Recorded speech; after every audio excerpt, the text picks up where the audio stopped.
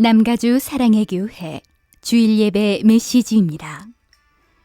영적인 귀가 열려 말씀 속에서 찾아오시는 하나님을 만나는 시간이 되시기 바랍니다. 우리 기쁘게 왔네. 오늘 가보자. 따뜻한 주의 성패 나를 누리네. 우리가 영 찬양의 도성 제사를 내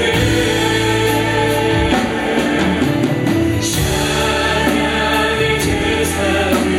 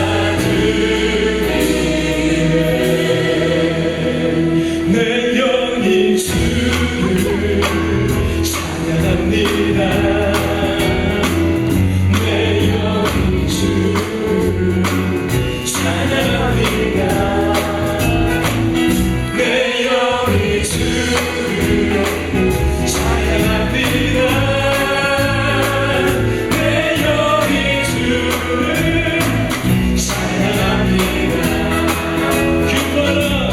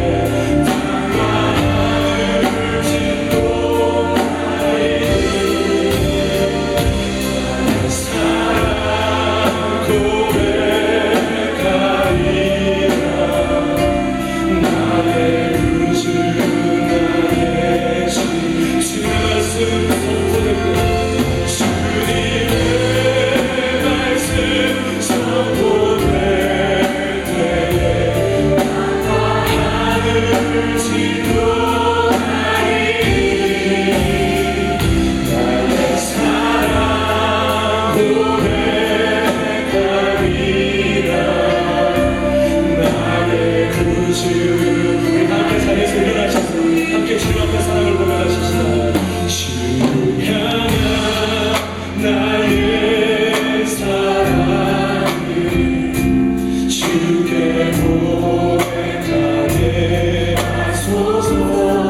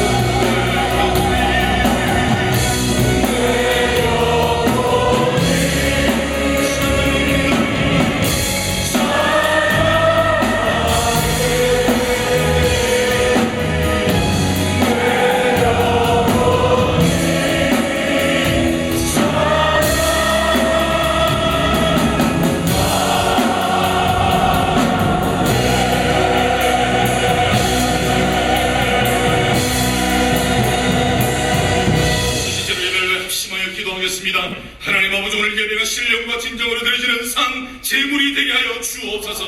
말씀을 전하실 지영은 목사님을 성령의 기름 부심으로 채우시고 말씀에 은혜가 있게 하여 주옵소서. 합심하여 기도하시겠습니다. 전능하신 하나님, 오늘도 이 사랑하는 믿음의 동성들을 주님 앞에 주시고 이 예배를 하나님의 영광을 드리시니 감사합니다. 오 주님을 예배하시는 같은 상제를 되게 하여 주옵소서. 말씀을 전하실 지영은 성령의 기름으로 채우시고 말씀을 은혜가 하시고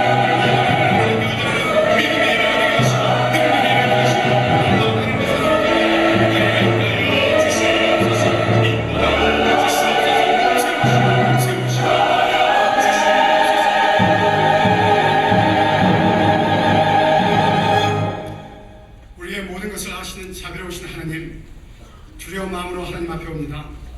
하나님, 저희는 누구입니까? 체면과 가시의 껍데기 안에 우리의 안바대로도 살지 못하며 악과 수치와 두려움으로 꽉 차 있는 자, 눈에 보여도 보지 못하며 귀에 들려도 듣지 못하는 우둔한 자들임을 고백합니다. 하나님, 저희들의 참모습을 알게 하여 주소서. 하나님의 도우심, 긍휼이 여기심 없이는 한순간도 살 수 없습니다. 나이가 들며 더 묻게 됩니다. 하나님, 당신은 어디에 계십니까? 또 당신은 어떠하신 분입니까? 우리의 생각과 지식, 경험을 뛰어넘는 참되시고 광대하신 하나님의 모습을 보여주시옵소서. 저희가 누구인지 알게 하시고 하나님께서 누구이신지 보여주시며 우리가 무엇 때문에 또 어떻게 이 생의 하루하루를 살아가야 할지 가르쳐 주시옵소서. 하나님, 인생의 고통 가운데 있는 자들에게 참 쉼을 허락하소서. 우리로 우리의 필요 때문에만 하나님을 찾는 것을 넘어서 하나님께서 참되신 하나님이시기에 온 힘을 다해 하나님을 찾는 저희가 되기를 소원합니다.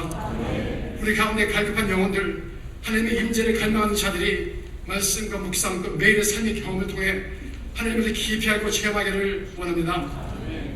하나님, 우리 가정마다 인생의 짐이 너무 무겁습니다. 하나님의 사랑으로 먼저 나 자신을 용납케 하시고 우리 아내 남편을 용서하게 하시며 자녀 부모 간의 상의 관계를 온전히 회복시켜 주시옵소서. 각 가정마다 하나님의 구의 능력, 회복하시는 능력이 나타나기를 소원합니다. 우리의 다음 세대들이 하나님을 깊이 체험하고 국물의 심정을 가진 참 지혜로운 자들이 되어 오래 황폐했던 것을 다시 쌓으며 무너진 것을 다시 세우는 세대들이 되기를 소원합니다. 우리 교회 모든 목사님, 장로님들, 리더들이 겸손히 비의 마음으로 나의 생각과 주장을 내려놓고 하나님의 뜻을 분별하여 각각 자기보다 남을 낮게 여기는 겸손으로 저희 교회가 아픈 자의 상처를 쌓아내며 약한 자의 무릎을 일으켜 세우는 교회, 이 세대의 저희를 향하시는 하나님의 뜻에 부응하는 교회가 되기를 간절히 소원합니다. 하나님, 시대함을 위해 여름 설교를 기도합니다. 이들이 하나님을 체험하며 온전한 복음을 전하고 하나님의 은혜 가운데 악에서 보호받고 안전히 돌아올 수 있게 좀 도와주십소서. 지영은 목사님의 말씀 가운데 하나님을 마음과 목숨과 힘과 뜻을 다해 사랑하며 우리 이어서 우리 몸과 같이 사랑하는 자들이 되기를 소원합니다. 목사님의 몸과 영을 성령께서 강건케 하옵소서. 김승우 목사님 몸 가정에게 참 힘을 주시고 김승우 목사님께 하나님의 지혜의 마음을 허락하시길 간절히 소원합니다. 홍유셉 선교사님, 세계 각곳에서 하나님의 사랑을 증거하신 분들에게 성령의 능력과 강건함을 주시옵소서.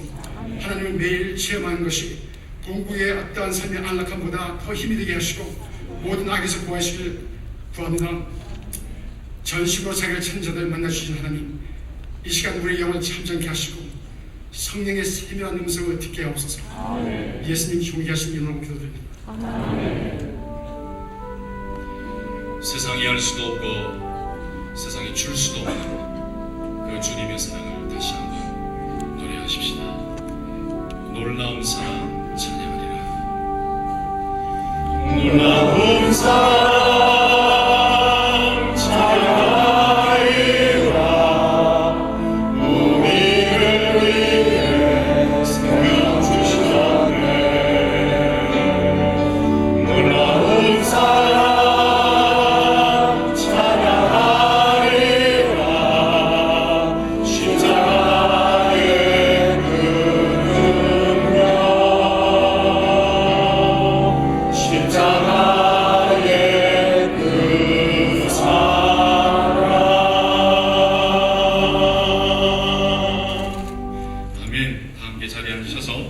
찬송가 399장 주의 약속하신 말씀 위해서 우리 힘차게 박수하시면서 찬양하시겠습니다.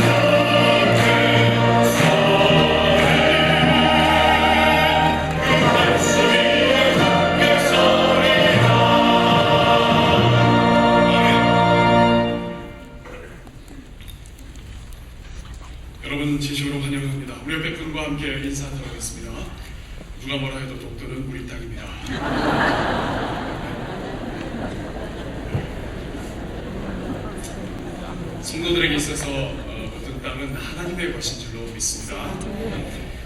이번에 그러한 사건으로 인해서 가까운 이웃 나라가 서로 어려움이 없고 또 특별히 성교가 파괴되지 않기를 간절히 소원합니다. 오늘 처음으로 우리 남가주 사랑의 교회를 찾아오신 우리 모든 주의 백성들 또 새로 오신 분들 진심으로 환영합니다. 예배 후에 새가족 환영실에서 여러분들 뵙도록 하겠습니다. 나가시다가 정면에 보이시는 곳에 잠시 들러주시면 감사하겠습니다. 공동체 소식 전해드립니다. 오늘 말씀을 증거해 주시는 진영현 목사님께 진심으로 감사를 드립니다. 담임 목사님은 필라델피아 한인연합교회에서 말씀을 증거 중에 계십니다. 기름 부심이 있는 말씀이 되도록 기도 바랍니다.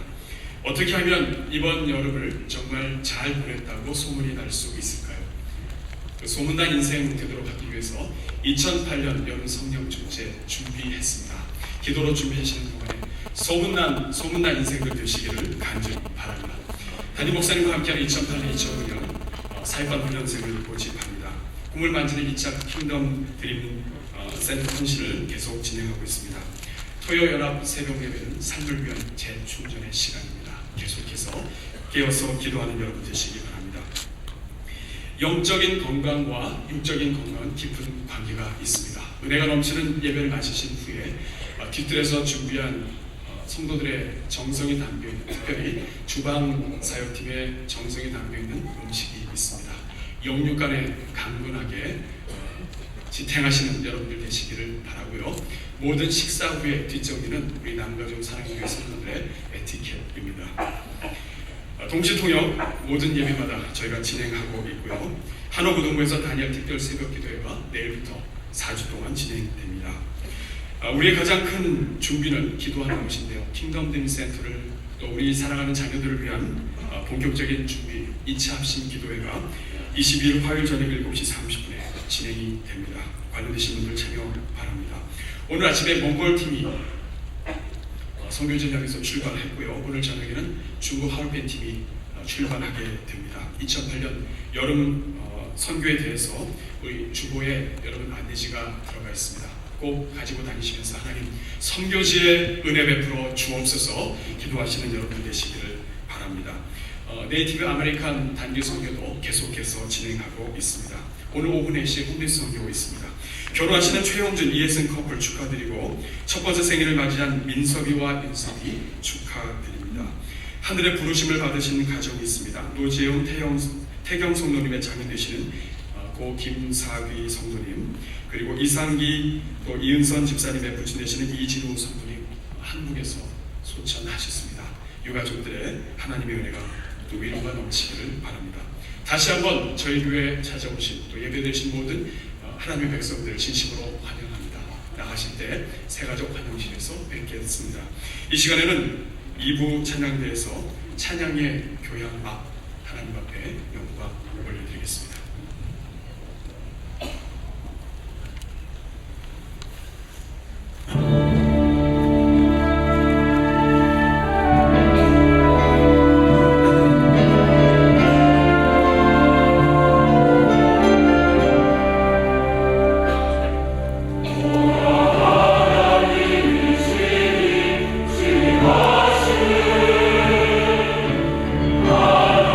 하나님의 교양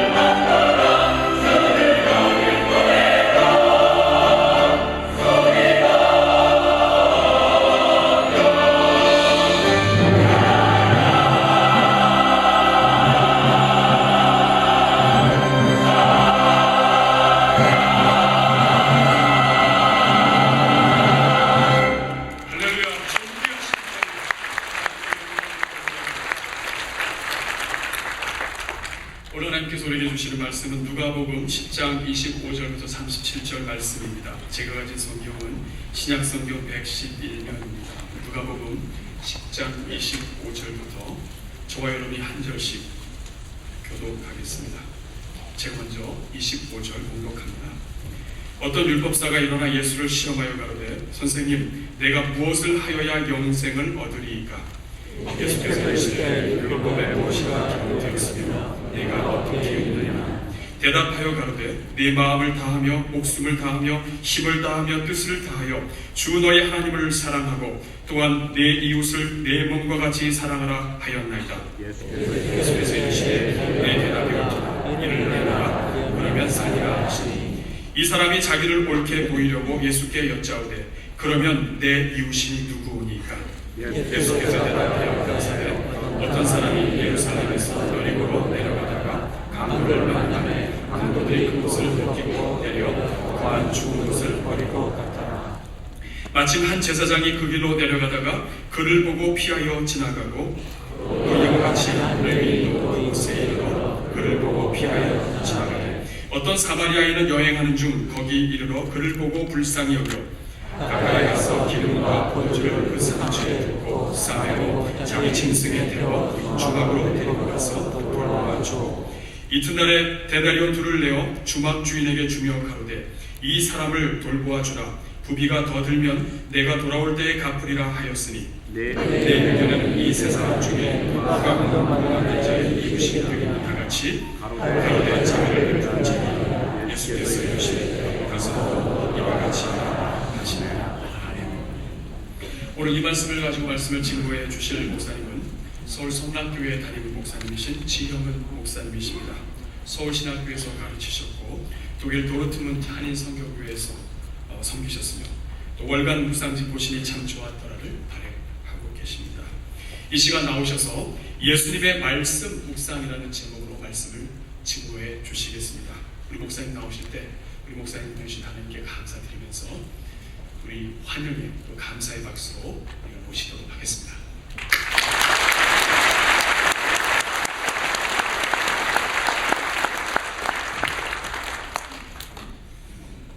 좋은 사람들하고 같이 있으면 사람이 행복해집니다. 여러분 좌우 앞뒤에 다 좋은 분들인가 한번 불러보시겠습니까? 괜찮으십니까 인상들이? 그러면 좋은 사람 옆에 있고 또 아름다운 사람 옆에 있으면 사람은 행복해집니다. 근데 안 좋은 사람, 또 자꾸 말을 해도 가시돋친 말을 하는 사람, 또는 사람을 쳐다봐도 째려보고 흘겨보고 뭐 이러는 사람들, 이렇게 같이 있으면 사람이 불편해지지요. 예배에 나올 수 있는 것은 행복입니다. 적어도 예배 나오는 사람들은 참 좋은 분들이에요. 예배 나오는 사람들이 완전해서가 아닙니다. 아까 장로님 기도하실 때 우리가 한 주간 동안 살면서 하나님 말씀에 따라 온전히 살지 못하고 부족한 점들을 고백하는 기도도 하셨지요. 예배자들은 완전하지 않습니다. 근데 적어도 자신이 하나님 앞에서 온전하지 못하다, 하나님의 은혜가 필요한 존재다, 이걸 아는 사람들은 좋은 사람들입니다. 그래서 예배 나오는 사람들은 참 좋은 사람들이에요. 그래서 예배에 이 시간에 같은 공간에 여기 좋은 사람들이 앉아 있으니까 여기에는 참 좋은 기운이 흐르고 있는 거예요. 성령께서 이 자리에 운행하고 계십니다. 하나님의 사랑이 이 자리에 우리를 감싸고 계신 줄로 믿습니다. 그래서 예배는 좋은 거예요. 사랑하시는 여러분, 참 좋은 사람 옆에 있으면 우리도 행복해진다고 말씀드렸죠. 제가 읽은 감동적인 얘기 하나를 소개해드리겠습니다. 마음을 열어주는 101가지 얘기, 그 책에서 제가 읽은 얘기입니다. 어떤 동네에 서커스단이 들어오게 됐습니다. 여러분 혹시 서커스단이 동네에 들어왔을 때 막 가슴이 설레고 그랬던 어린 시절을 기억하고 계십니까? 요즘에는 한국에 서커스단이 없습니다만은 저도 제 어릴 때 보면 동네에 서커스단이 들어오고 그래서 애들이 전부 다 들뜨고 막 가슴이 설레고 구경 가고 그랬던 기억이 납니다. 근데 어느 동네에 서커스단이 들어왔어요. 그런데 5살인가 6살 되는 아이가 자기 아버지하고 서커스 구경을 가게 됐습니다. 이 얘기는 미국에서 있었던 일이고 그 어떤 사람이 자기가 5, 6살 때 겪은 얘기를 나중에 어른이 돼서 그래서 이제 글로 써서 어디에 보내서 그게 책에 실린 얘기예요. 아버지와 같이 이제 서커스 구경을 갔는데 매표소에 이제 표를 사기 위해서 쭉 줄을 섰을 거 아니겠어요? 근데 이 아버지 아들이 서 있는 바로 앞에 한 가족이 줄을 서 있습니다. 그런데 행색을 보니까 시골 농부 차림의 아주 좀 초라한 행색의 그런 가족이었습니다. 남편, 아내가 같이 서 있고 그리고 아이들이 한 7, 8명의 올망졸망한 아이들이 그렇게 애들이 많은 거예요. 근데 애들이 서커스 구경 왔으니까 너무나 좋아서 뭐 뛰고 장난치고 좋아합니다. 근데 여기 부부가 이제 서 있는 거예요. 초라한 차림이지만 그런데 두 부부는 너무나 행복해 보였습니다. 이 남자는 아마도 큰 맘 먹고 이 가족을 다 데리고 왔을 거예요. 아마 시골 농부인 듯한 이 사람이 돈을 큰 맘 먹고 애들 또 부인하고 전부 다 데리고 서커스 구경을 갔겠죠.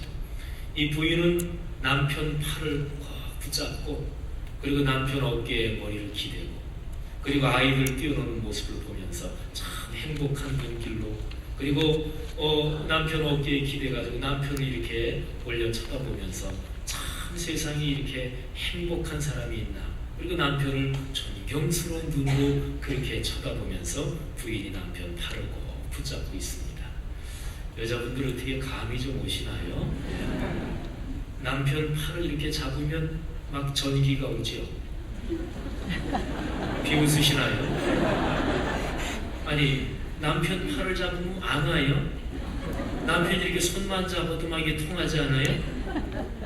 그럴 수 있기를 축원합니다. 그래야 당연한 겁니다.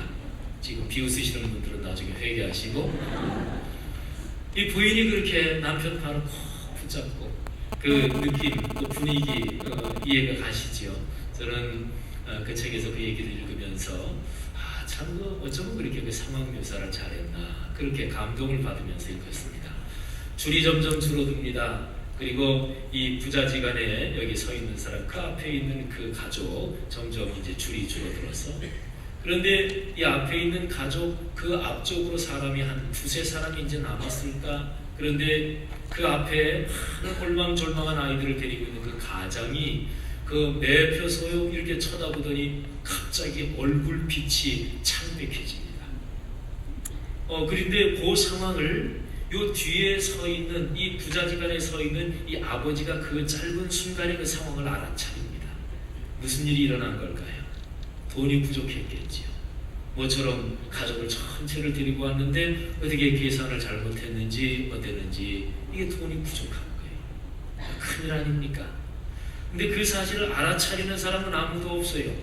그 남편 팔을 콕 붙들고 행복해하는 그 아내 그리고 막 뛰어다니면서 좋아하고 있는 한 7, 8명 되는 그 아이들 누구도 그 상황을 알아차리지 못하는데 뒤에 서 있는 그 자기 아들을 데리고 온 아버지가 그 상황을 순간적인 그 짧은 시간이지만 알아차립니다. 뒤에 서 있는 남자가 자기의 주머니에서 20불짜리 지폐를 꺼내서 그리고 바닥에 떨어뜨립니다. 그리고 그거를 줍더니 그 앞에 있는 사람 어깨를 치면서 이것이요, 당신 돈 떨어뜨렸네요. 그 앞에 있는 남자도 순간적으로 이 뒤에 있는 사람이 20불짜리 지폐를 주워서 자기한테 주는데 그걸 순간적으로 알아요. 내가 돈이 부족한 걸 알고 그걸 눈치채고 이 사람이 자기 돈을 떨어뜨려서 주워서 나에게 주는구나. 그래서 앞에 있는 그 사람이 아무 소리 안 하고 봤습니다. 그러면서 눈빛으로 여보시오, 고맙소, 참 고맙소, 눈빛으로 감사 인사를 전하면서 그 돈을 받아서 그래서 앞에 있는 가족이 무사히 표를 사가지고 들어갔습니다. 뒤에 그 아버지와 아들은 서커스 구경하러 돈 가져갔는데 20불 줘버렸으니까 그래서 구경 못하고 그냥 집으로 돌아옵니다. 여러분, 그 앞에 있는 그 농부의 그 가족이 이 뒤에 이 좋은 사람이 없었다면 그 아주 커다란 낭패를 받겠죠. 좋은 사람이 뒤에 있어서 그래서 너무나 행복한 시간을 보낼 수 있었던 거죠. 뒤에 좋은 사람이 계십니까? 뒷사람 한번 쳐다보세요. 여러분, 우리 인생의 뒤에는 참 좋은 사람들이 계신 것을 믿으시기를 바랍니다. 가족이 얼마나 좋습니까? 젊은이들이, 부모님들이 우리 심정 잘 이해해 주지 못한다 생각할지 모르지만 그렇지 않습니다. 부모님들은 평생 우리 뒤에서 우리를 감싸 안아주고 계시는 분이시지요. 하나님 아버지께서 얼마나 좋으신 분이십니까? 신앙생활하면서 내 신앙이 떨어질 때, 신앙이 시험이 들 때 하나님은 내 기도에는 응답하시지 않네, 하나님은 나 사랑하시지 않는가 봐, 그렇게 생각이 될지도 모르지만 그렇지 않다는 거 잘 아시지요. 하나님은 우리의 평생에 우리를 꼭 감싸 안고 가시는 분이십니다. 여러분, 좋은 사람 옆에 있으면 인생이 행복해져요. 내 주변엔 좋은 사람이 많아요. 여러분 주변에는 어떠십니까? 내 주변에 좋은 사람이 있는가? 근데 그 질문은 사실은 잘못됐어요.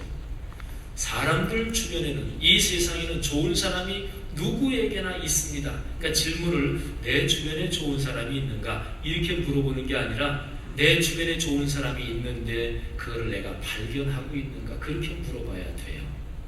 주변 사람들을 볼 때 저 사람 나 속이려고 할 거야. 저 사람 저 얘기하는데 무슨 꿍꿍이 속을 가지고 내게 얘기하지? 아유, 저 사람 괜히 저러는 거 아니야? 이런 식으로 주변을 보고 삶을 보면은 주변에 그런 사람밖에 안 보여요. 그런데 반대로 주변 사람들을 볼 때 마음을 열고, 그리고 내가 먼저 손을 한번 내밀고, 그리고 따뜻한 말 한마디 건네고, 다른 사람에게 조금만 배려하고 조금만 눈을 열고 신경을 쓰면 주변에 너무 아름답고 좋은 사람이 많다는 것을 쉽게 발견할 수 있습니다. 좋은 사람 옆에 있으면 그러면 인생이 행복해집니다. 여러분, 하나님께서 우리에게 참 좋은 분이라는 거 아시죠? 그렇죠? 하나님은 너무나 좋은 분이십니다. 좋은 하나님이 우리에게 좋은 선물을 주셔요. 그런데 그 선물이 우리에게 오는 채널이 있습니다. 통로가 있단 말이에요. 부엌에서 수돗물을 틀면 물이 나오지요. 물이 나오려면 물이 오는 관, 이 채널이 있어야 됩니다. 하나님은 좋으신 분인데 우리에게 당신의 은혜를 주시기 위해서 우리에게 채널을 주셨습니다. 혹시나 제가 지금 얘기가, 설교가 계속 진행되는데 아까 제가 해드린 그 얘기에 계속 생각이 머물러 계신 분 안 계신지 모르겠네요. 가끔 목사가 설교하다 보면 엉뚱한 데 신경을 쓰시는 분들이 계시더라고요. 아까 그 얘기에서 뒤에 부자지간은 서커스 결국 못 봤네. 그 다음날 갔을까? 어떻게 됐을까? 그 아이는 얼마나 안타까웠을까? 계속 그 생각하고 계시는 분 혹시 계십니까? 혹시 설교 집중하지 못하고 그런 분들을 위해서 제가 말씀드리면 저도 몰라요. 그 책에는 그까지밖에 안 써 있어요. 근데 제가 그 책을 읽으면서 묵상을 한번 해봤어요. 그 아이하고 그 아버지는 갔을까? 갔겠죠. 그 다음날 갔든지. 걱정하지 마세요. 신경 쓰지 마시고 설교만 잘 들으시면 돼요. 근데 그 얘기를 좀 묵상해 보면서 그 아이는, 그 아버지가, 그 아이는 이제 그걸 알았겠지요. 그러니까 나중에 어른이 돼서 그 어릴 때 일을 회상하면서 글을 썼던 거 아니겠어요? 근데 그 아버지가 20불을 투자해서 얼마나 기가 막힌 자녀 교육을 한 것인가. 그 아이의 평생에 그게 기억이 남았으니까 그 짧은 사건이지만, 작은 사건이지만 그 아이에게는 얼마나 선한 영향력, 아주 좋은 임팩트를 주었을까. 사랑하신 여러분, 우리가 참 아름답게 좋게 살면 자녀 교육은 저절로 해결되는 게 많아요. 인간관계도 마찬가지입니다. 자, 그 얘기는 일단 정리해도 되겠지요? 아직 미진하신 분 계세요? 손들어 펴해 주시기 바랍니다. 안 계신 것 같으네요. 하나님은 좋으신 분이십니다. 하나님이 우리에게 좋은 걸 주신단 말이에요. 근데 채널이 있어요. 채널을 제가 간단하게 정리해 드리겠습니다. 하나님이 천지를 창조하시는데 하나님이 만드신 세상은 아름다우셨습니다. 하나님이 지으신 그 모든 것을 보시니 보시기에 심히 좋았더라. 저녁이 되고 아침이 되니 이는 여섯째 날이니라. 창세기 1장 31절 말씀이에요. 하나님이 지으신 세상은 아름다웠습니다. 좋았습니다. 행복했습니다. 참 좋았습니다. 근데 그 천지를 만드신 하나님이 말씀으로 천지를 창조하셨습니다. 그렇지요? 창세기 1장을 읽어보면 하나님께서 말씀하시되 하나님께서 가라사대, 그 말이 계속적으로 반복이 돼요. 하나님은 말씀으로 천지를 창조하셨습니다. 그 아름답게 창조하신 세상이 죄악으로 깨지고 이지러지고 어그러지고 그리고 망가지게 됐습니다. 망가진 세상 그리고 죄악에 물든 이 세상의 괴로움을 해결하시기 위해서 하나님께서 구세주를 보내셨습니다. 예수 그리스도시지요. 예수 그리스도께서 이 땅에 오신 사건을 요한복음은 설명하기를 말씀이 육신이 되어 우리 가운데 계셨다 이렇게 설명하고 있습니다. 그러니까 말씀으로 또 은혜를 주신 거죠. 예수님께서 십자가에 달려 돌아가시고 사흘 만에 부활하시고 그리고 하늘로 승천하셨습니다. 예수님이 세상을 떠나실 때 제자들은 마음이 굉장히 근심이 됐고 그리고 두려움이 많았습니다. 스승하고 같이 계실 때 좋았거든요. 예수님이 말씀을 가르쳐 주실 때 너무나 행복했거든요. 근데 그분이 떠나시니까 얼마나 두려웠는지 몰라요. 예수님이 두려워하는 제자들한테 이렇게 말씀하시죠. 내가 대책 없이 떠나는 거 아니다. 내가 떠나지만 내가 떠나면 하나님께서 너희와 같이 계시는 그 좋은 여건을 허락하실 텐데 내가 육신으로 너희에게 있는 것보다 더 아름다운 선물을 허락하신다. 그게 성령께서 오신다는 약속이지요. 보혜사 곧 아버지께서 내 이름으로 보내실 성령, 그가 너희에게 모든 것을 가르치고 내가 너희에게 말한 모든 것을 생각나게 하리라. 요한복음 14장 26절 말씀인데 성령께서 예수님이 떠나신 다음에 성령께서 제자들하고 그리고 사람들과 같이 계신대요. 예수님은 육신으로 계실 때 육신으로 계셨기 때문에 동시에 두 군데 계실 수는 없습니다. 근데 성령은 그리스도의 영이요 하나님의 영이시니까 동시에 두 군데도 계실 수 있고, 제가 오늘 주일 이 시간에 여기 와서 설교하지만 제가 섬기는 성수동에 있는 성락 성결교회 거기도 계시고 여기도 계시고 저 아프리카에도 계시고, 그런데 그 성령은 아까 제가 말씀드린 구절에서 말씀을 깨닫게 하는 영이셔요. 말씀을 가르쳐 주시는 영이셔요. 예수님이 가르치신 말씀, 하나님이 증거해 주신 말씀, 이 말씀을 깨닫게 가르치고 그리고 그 말씀이 우리의 삶에서 이루어지게 하시는 영이셔요. 여러분, 제가 하나님이 우리에게 주시는 선물을 채널이 있어야 한다 말씀드렸는데 채널을 3가지로 말씀드렸어요. 성부 하나님께서는 말씀으로 천지를 창조하셨습니다. 성자 하나님께서 이 땅에 오셨는데 말씀이 육신이 되어 오신 분이십니다. 성령 하나님께서 지금도 우리와 같이 계시는데 성령 하나님은 말씀을 깨닫게 하고 말씀을 살아 움직여 작동하게 하시는 거룩한 영이십니다. 하나님이 우리에게 은혜를 주시는 채널 뭐지요? 성경 말씀이요. 말씀이요. 말씀이 중요하다는 것을 인정하십니까? 말씀이 진리라는 사실을 아시지요? 말씀은 기록된 대로 그대로 이루어진다고 적어도 인정하시죠, 그죠? 사랑하신 여러분, 말씀이 중요하다고 생각하신다면 이 말씀을 적어도 깊이 생각해야 됩니다. 제가 섬기는 교회가 지금 성전을 새로 짓고 있습니다. 건물이 워낙 낡고 워낙 오래된 거라서 그래서 다 헐고 작년에 헐근 다 헐었습니다. 한 1년 걸쳐서 설계를 다시 했고 그리고서 이제 한 달 반 전부터 땅을 파기 시작했습니다. 한 2년 걸려요. 그런데 공사가 좀 큽니다. 이게 몇 천만 불 들어가니까 성전을 지금 다시 짓고 있는데 시공업체랑 계약을 할 때 보니까 목사는 잘 모르지요. 우리 당연한 장로님들 중에서 커미티를 구성해서 그 일을 쭉 진행하는데 계약서를 쓸 때 보니까 계약서가 이만큼 채예요. 뭐 얼마나 많은지 몰라요.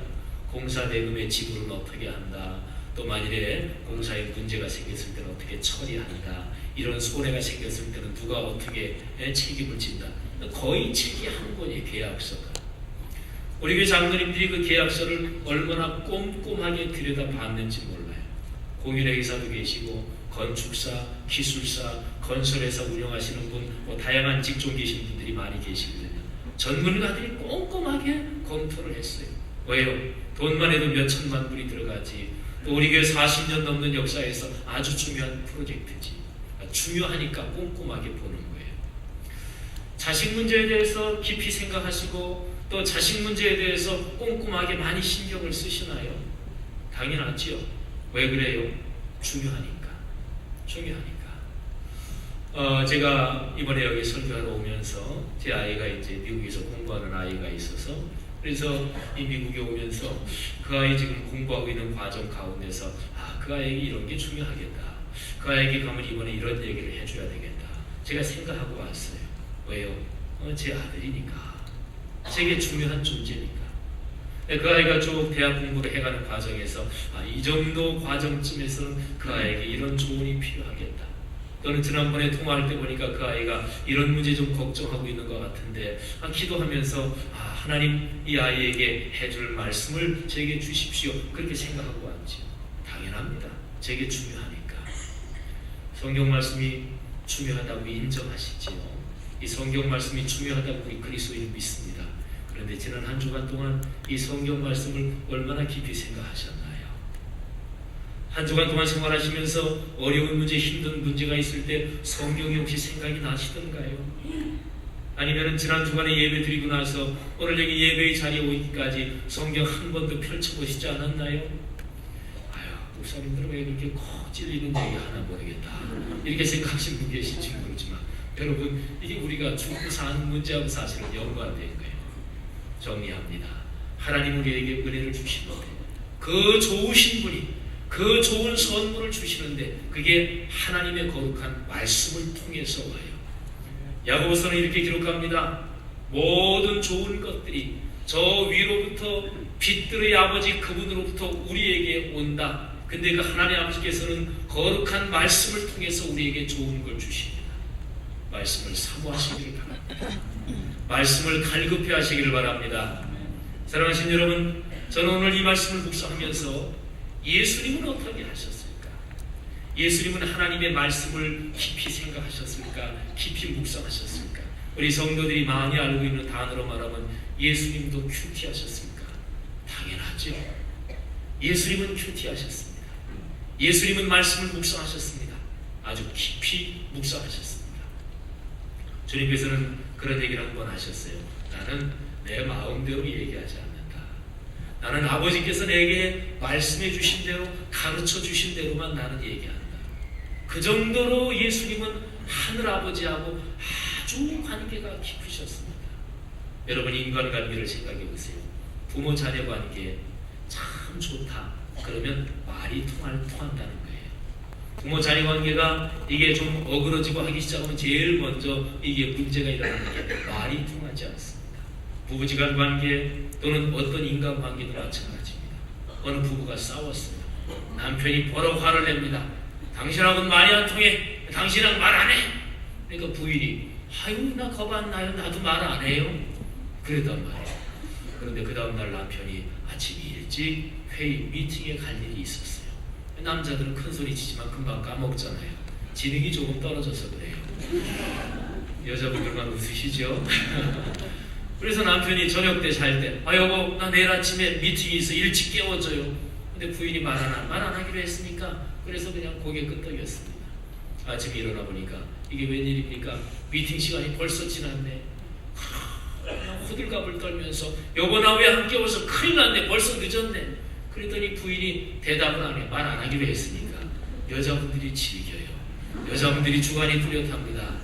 말도 안 하고 남편이 막 화를 내고 당황하면서 막 어쩔 줄 모르는데 부인이 턱짓으로 이렇게 가리키는 거예요. 식탁을 이렇게. 식탁에 보니까 거기에 부인이 이쁜 글씨로 또박또박 써놨습니다. 여보 시간 됐어요. 일어나세요. 관계가 어그러지면 말이 통하지 않습니다. 관계가 좋으면 말이 통하는 거예요. 내가 진짜 좋아하고 인격적으로 신뢰할 수 있는 사람 말은 무엇이든지 다 믿어요. 말의 내용이 중요한 게 아니라 관계가 중요한 거예요. 우리말에 그런 말이 있지요. 콩으로 메주를 쓴다 그래도 안 믿는다. 메주 콩으로 쓰지 뭐 메주 딸기로 메주 만듭니까? 근데 콩으로 메주를 쓴다 그래도 안 믿는다네. 인간관계가 어그러지면 그래요. 사랑하신 여러분, 하나님하고의 관계가 좋은 게 신앙이 좋다 그러는 거예요. 주님과의 관계가 긴밀하고 주님과 인격적 신뢰가 깊은 것, 그게 삶의 복이고 삶의 행복이에요. 그런데 그거를 증명할 수 있는 게 뭐냐? 주님과의 관계가 좋은지 깊은지 어떻게 아느냐? 그런 하나님의 거룩한 말씀이 내 삶에 깊이 와닿느냐? 이거 검토해 보면 안단 말이에요. 예수님은 그러신 분이란 말이에요. 예수님이 어떻게 말씀 묵상하셨나요? 예수님이 어떻게 큐티하셨나? 이게 오늘 성경 말씀에 나와요. 어떤 율법사가 예수님을 찾아옵니다. 그러면서 질문합니다. 선생님, 제가 어떻게 해야 영생을 얻을 수 있겠습니까? 오늘 여기 말씀에는 예수님을 시험하기 위해서 왔다 이렇게 기록이 되어 있지요. 근데 오늘 제가 설교 드리려는 이 중심 주제를 따라가자면 이 율법사가 예수님을 시험하러 왔다. 이거는 뭐 잠시 잊어버리시고, 어쨌든 이 율법사가 예수님한테 와서 어떻게 하면 영생을 얻을 수 있겠습니까? 이 질문을 다음과 같이 이해하시면 좋을 거예요. 이 율법사가 자기가 생각하기에 그 사람의 지금 삶의 상황에서 제일 중요한 문제를 해결하기 위해서 왔다. 지금 자기가 생각하기에 자기 삶의 현장에서 자기가 가장 얻고 싶어하는 것, 가장 해결하고 싶어하는 것, 내 삶에서 지금 가장 커다랗게 관심 쓰고 있는 문제, 이것 좀 해결됐으면 좋겠는데, 이것 좀 얻었으면 좋겠는데, 이 목표 좀 성취했으면 좋겠는데, 그 문제를 가지고 예수님한테 온 거예요. 그 율법 교사한테는 그게 영생이라는 문제였습니다. 여러분한테는 어떤 문제십니까? 여러분의 삶에서 가장 얻고자 하는 목표는 무엇입니까? 아니면 여러분의 삶에서 지금 현재 요즘의 삶에서 제일 어렵고 고통스러운 문제를 안고 있는 거 있습니까? 해결됐으면 좋겠지요. 어디 가서 해결하십니까? 어떤 거든 좋습니다. 주님께서는 말씀하셨습니다. 수고하고 무거운 짐진 자들아 다 내게로 오라. 저는 그 말씀을 언젠가 묵상하면서 거기에 기록된 다라는 이 한 글자의 감동을 받았습니다. 그렇구나. 어떤 문제는 예수님한테 가지고 가지 못할 문제는 없구나. 우리 그런 얘기 많이 들으시잖아요. 너무나 문제가 커서 하나님께 기도드리지 못하고 하나님께서 해결하시지 못할 그런 문제는 없다. 그리고 너무나 작고 하찮아서 하나님께 뭐 이런 문제를 하나님께 가져가나 그러지 못할 문제도 없다. 삶에 문제가 있을 때 하나님 앞으로, 주님 앞으로 가져갈 수 있기를 바랍니다. 이 시간에 말씀을 들으면서 여러분의 삶의 상황에 있는 문제들을 이 말씀 속에 대입하시면서 말씀을 들을 수 있는 축복이 있기를 바랍니다. 율법교사가 예수님한테 질문을 했습니다. 어떻게 하면 영생을 얻겠습니까? 예수님이 뭐라고 대답하시나 한번 보세요. 예수님이 하신 말씀을 여러분들이 읽을 수 있는 특권을 드리겠습니다. 자, 성경 말씀 26절 우리 한번 다 같이 읽어보겠습니다. 자, 26절 시작. 예수께서 이르시되 율법에 무엇이라 기록되었으며 내가 어떻게 읽느냐. 아멘. 자, 여러분, 제가 이 말씀을 설명을 드릴 때 잘 들으십시오. 아주 중요한 얘기입니다. 예수님께서 말씀하시기를 율법에 무엇이라 기록되었으며 내가 어떻게 읽느냐. 예수님은 그 사람이 문제를 가지고 오니까 그래, 너 참 사람 잘 찾았다. 그 문제 내가 해결할 수 있다. 내가 해결해 주마. 자, 내 옆에 좀 앉아라. 이렇게 말씀하지 않으셨습니다. 예수님은 그 문제 해결을 받고자 온 그 율법사를 다른 데로 안내하셨어요. 율법에 뭐라고 기록되었느냐. 율법은 하나님의 말씀이지요. 성경이지요. 문제를 가지고 찾아온 사람한테 하나님의 말씀은 뭐라고 얘기하고 있느냐. 말씀 쪽으로 안내를 했단 말이에요. 목회자가, 사역자가, 그리스도인이 다른 사람의 시선이 자기에게 집중될 때 그 시선을 받으면서 흐뭇하게 누리면서 즐기면 그거는 실수입니다. 다른 사람의 시선이 내게 다가올 때 내게 다가오는 시선을 주님께로 돌려야 되고 하나님의 거룩한 말씀으로 안내해야 합니다. 베드로와 요한이 오순절에 성령 충만을 받고 그리고 성전으로 들어가다가 성전 미문에서 다리를 쓰지 못하는 장애인을 고쳤습니다. 기적이 일어났지요. 사람들이 몰려들었습니다. 베드로와 요한을 쳐다보면서 놀라운 기적이 일어났는데 저분들이 대단한 사람이다. 베드로와 요한을 주목합니다. 그때 베드로가 이렇게 얘기합니다. 이 사람을 우리 능력으로 고친 것처럼 왜 우리를 주목하느냐. 이 사람이 나사렛 예수 그리스도의 이름으로 일어나서 걷게 되었다. 자기들에게 다가오는 시선, 흠모의 시선을 어디로 돌렸어요? 나사렛 예수 그리스도 그분에게 돌렸습니다. 아주 유명한 디자이너가 있었습니다. 전 세계적으로 주목받는 디자이너인데 이 디자이너가 교통 표지판을 하나 디자인했습니다. 아주 기가 막히게 했겠죠. 고속도로에 그거를 하이웨이, 프리웨이에 그거를 세워놨습니다. 운전수들이 차를 몰고 가다가 드라이브를 하고 가다가 너무나 기가 막히게 디자인이 된 표지판을 보고 거기에 감탄을 하다가 충돌 사고가 났습니다. 물론 그런 일은 없습니다. 제가 구성한 얘기니까. 여러분, 교통 표지판은 그 표지판에 사람 눈길이 장기적으로 길게 머무르면 안 돼요. 그러면 나쁜 표지판이에요. 1초나 2초 잠깐 봐서 저 표지판이 뭘 의미하느냐 그거를 금방 인식하면 돼요. 여러분, 우리 그리스도인은 그런 존재입니다. 오늘 여기서 예수님도 이 말씀이 좀 중요합니다. 예수님도 문제를 해결하기 위해서 자기에게 온 그 사람을 그래 내가 문제 해결해 주마. 예수님도 그러지 않으셨습니다. 예수님도 안 그러셨다니까요. 사랑하신 여러분, 내게 있는 모든 좋은 것이 하늘 아버지께서 주신 것임을 고백할 수 있기를 바랍니다. 다른 사람이 뭔가 귀한 것, 뭔가 좋은 것 또는 문제를 찾고자 원할 때 주님을 소개할 수 있기를 바랍니다. 주변에 믿지 않는 사람들이 있을 때 우리 교회 한번 나와봐요. 우리 목사님 말씀 한번 들어봐요. 예수 한번 믿어봐요.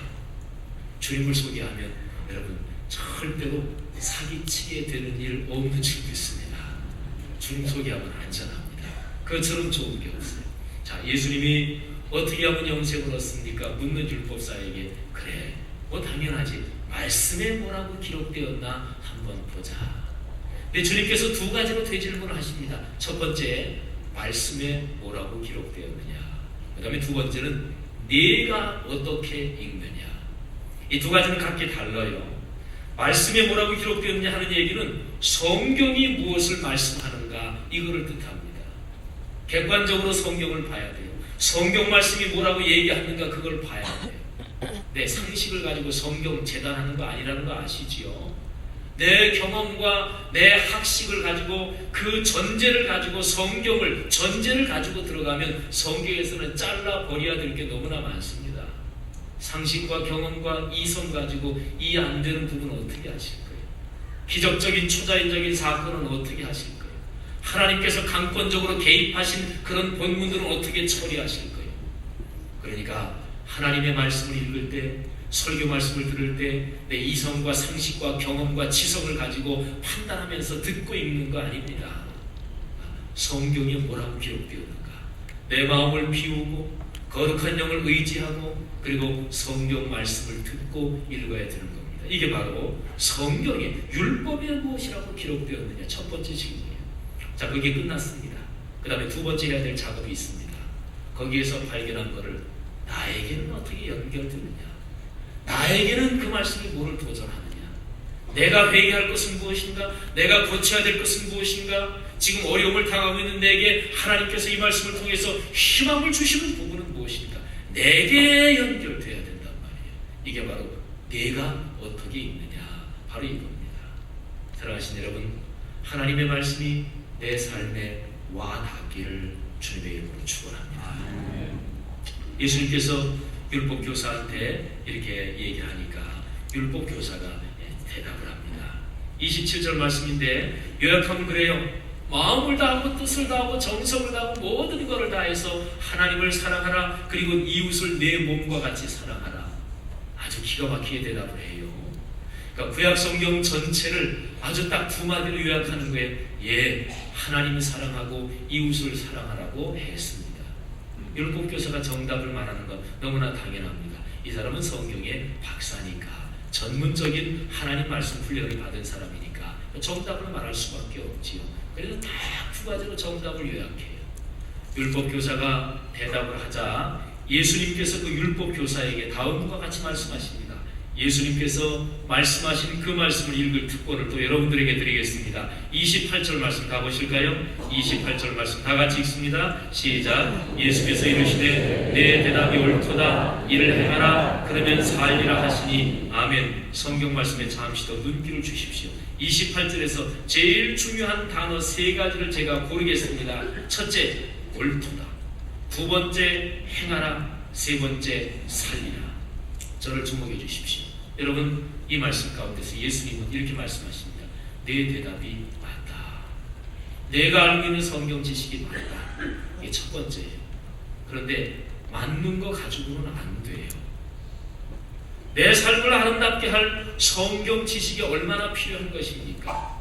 한 10년 정도 신앙생활해야 내 삶에 필요한 성경 지식을 얻을 수 있을까요? 아니면 한 5년 정도?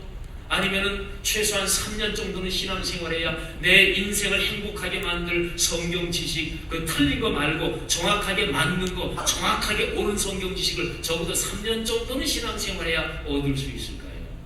저는 그렇게 보지 않아요. 처음 신앙생활 하신 분이 적어도 한 1년 정도만, 그리고 나는 바빠가지고 뭐 제자 훈련, 뭐 큐티 이런 거 할 시간이 별로 없고요, 생업에 바빠요. 그러면 좋습니다. 그럼 1년 정도만 주일 예배 빠지지 말고 주일 강단에서 선포되는 말씀을 귀담아 듣고 그 말씀을 메모할 건 메모하고 내 삶에서 적용하고 실천해야 될 것, 내가 일주일 동안 이 말씀 붙들고 어떻게 살아야 될까, 또는 이번에 선포된 말씀이 내 인생관, 내 세계관에 어떻게 영향을 미쳐야 될까, 이렇게 1년 동안 주일 설교 말씀만 들어도, 그렇게 해도 내 인생을 행복하게 할 옳은 말씀, 맞는 말씀은 저는 충분하다고 생각을 해요.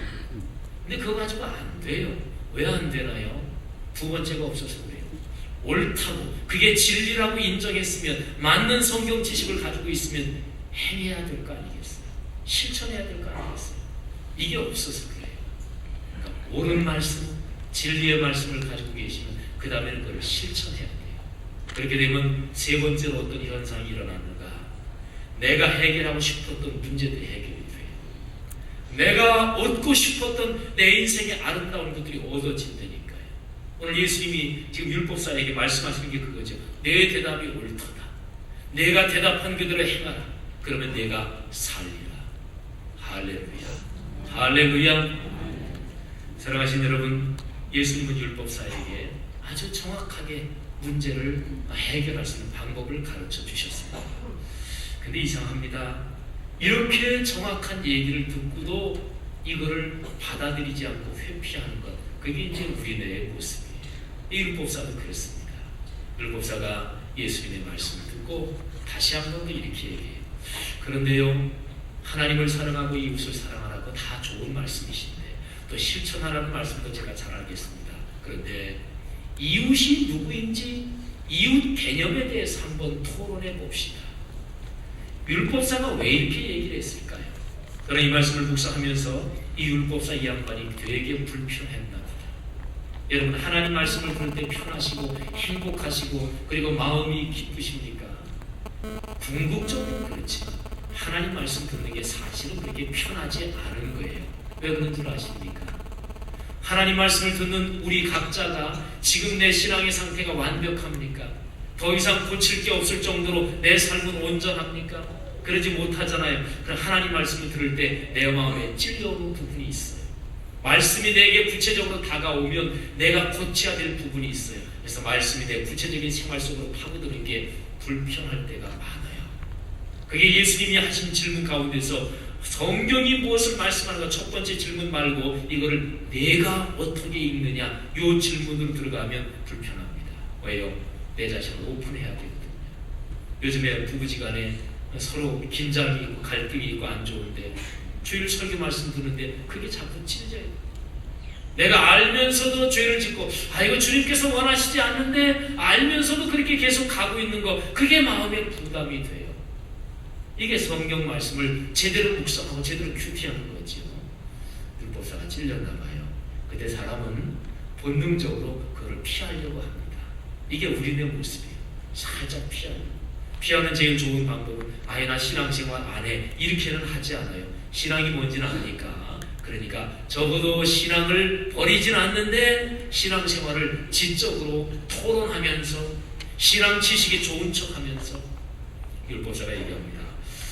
선생님 말씀 제가 알겠는데요, 이웃 개념이 뭔지 한번 토론해 봤으면 좋겠습니다. 그래서 예수님께서 말씀해 주시는 얘기가 저 유명한 선한 사마리아 사람 얘기예요. 이 얘기는 아시지요?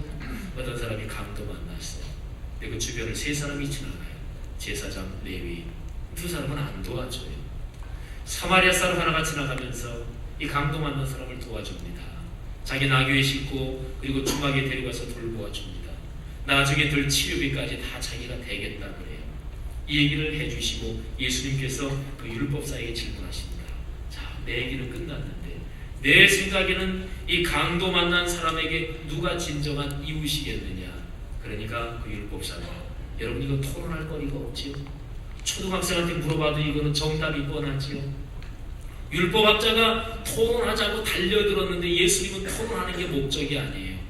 하나님의 거룩한 말씀을 내 삶의 현장에서 지금 문제를 안고 찾아온 그 율법사, 그 영혼에게 말씀을 실천해야 산다.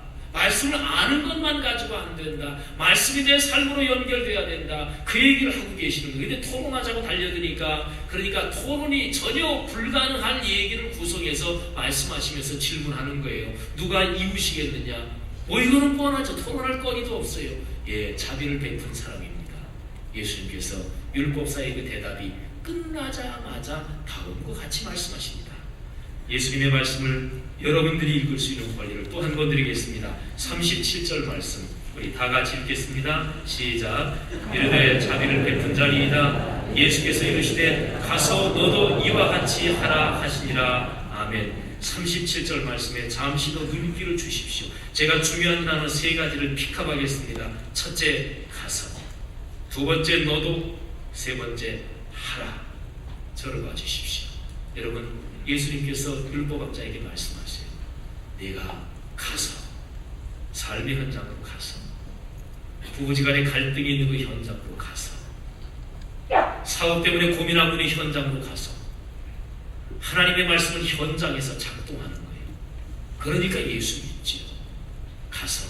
그 다음에 두 번째, 다른 사람 신경 쓸 거 없이 너 다른 사람이 예수 잘 믿는지 안 믿는지 그거 신경 쓰지 말고 너만 잘 믿으면 다른 사람은 다 잘 믿는다. 세상의 문제 다 끌어안고 네가 해결할 것처럼 걱정하지 말고 너만 아름다워지면 세상은 아름다워진다. 내가 하나님의 은혜를 받으면 주변은 다 은혜로 넘친다. 그래서 너, 그 다음에 세 번째, 해야 된다. 실천해야 된다. 사랑하신 여러분, 예수님의 큐티가 이랬어요. 예수님은 하나님의 말씀이 뭐라고 얘기하고 있는가 선입관 없이, 전제 없이 자기가 미리 다 재고 판단하고 그러고서 들어가지 않고 비운 마음으로 하나님의 말씀을 읽었어요. 관찰했습니다. 두 번째, 거기에서 얻어진 깨달음을, 그러면 그게 나한테는 뭐라고 말씀하시나? 내 삶에는 어떤 도전을 주시는가? 내 삶은 그 말씀에 비춰봤을 때 어떻게 바뀌어야 되는가? 하나님이 내 삶에 어떤 아름다운 미래를 허락하시는가? 내 삶의 주변. 그리고 세 번째는 실행하는 거예요. 성도 여러분들이요, 이 정도면 우리의 삶이 아름다워지지 않겠습니까? 예수님께서 인생길을 걸어가시면서 그분이 그토록 많은 고난을 겪으셨지만 그러나 그분이 결국에 승리하시고, 그리고 그 아름다운 분을 통해서 세계 모든 사람들에게 그 영적인 아름다운 삶의 풍요로움이 계속해서 전해지는 이유를 아시겠습니까? 그분은 하나님과 접속, 하나님에게 늘 현재 진행형으로 어세스된 상태에서 살아가셨던 분이에요. 그 채널이 말씀 묵상, 예수님의 큐티, 예수님의 말씀 묵상이 여기 누가복음 10장에 나오는 거예요. 성도 여러분들이요, 하나님은 여러분, 우리 한 사람 한 사람에게 관심을 가지고 계십니다. 율법사가 예수님에게 나왔는데 여러분은 예수님에게 가지고 나올 문제가 무엇입니까? 자녀 문제도, 부부간의 문제도, 경제 문제도, 어떤 것든 좋습니다.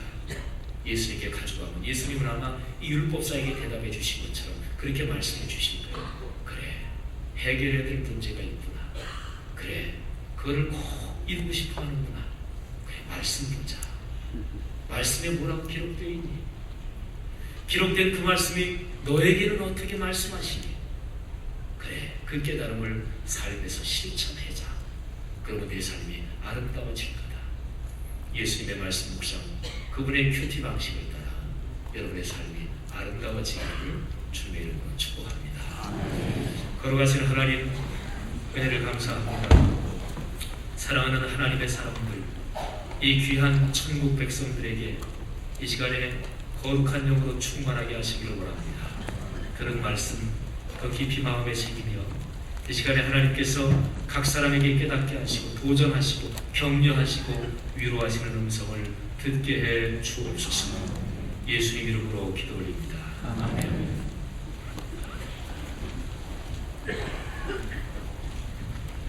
이 시간 계속해서 하나님께서 우리에게 주신 물질로 하나님 앞에 예배드리겠습니다. 오늘 헌금송은 신묘한 이준영 이지연 형제 자매님께서 해주시겠습니다.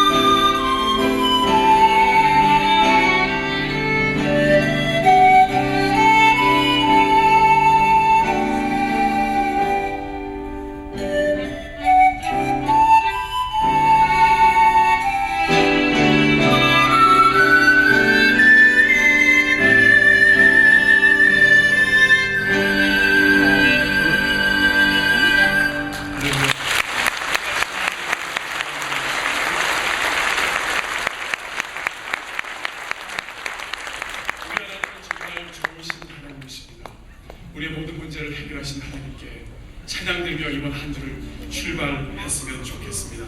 이제 다 같이 일어나셔서 알렐루야 전능하신 주 다스리시는 하나님의 어린양 우리 온 마음을 다해 찬양 드리겠습니다.